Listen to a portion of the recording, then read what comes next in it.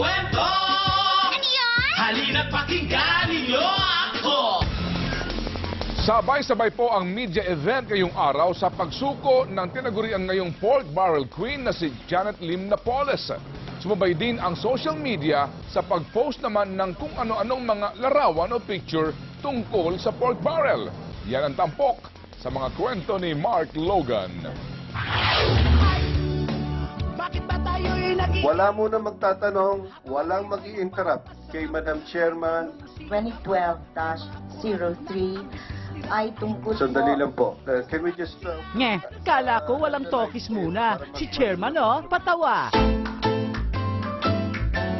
Ay nako, pati pala Senado, biktima na pork barrel scam pati Hilya.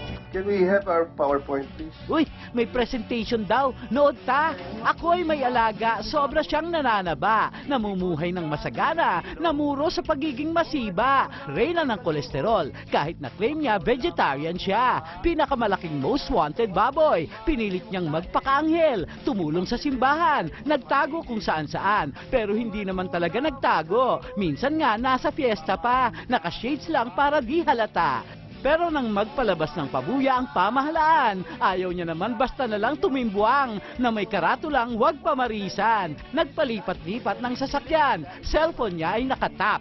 Hindi na rin siya naka-unli. Lumiit ang mundo, ilong na lang ang nakausli. At kapag nakalabosong niya ay di niya raw ma-imagine na magkakatatu ng sisig-sisig komando. At finally, lumitaw siya at ngayoy pasok na sa banga. Pinagdarasal ng madla, wala daw sanang whitewash, wala daw sanang special treatment, hospital arrest at intensive care unit. At utang na loob, ilayo nyo ang wheelchair, kumita na yan.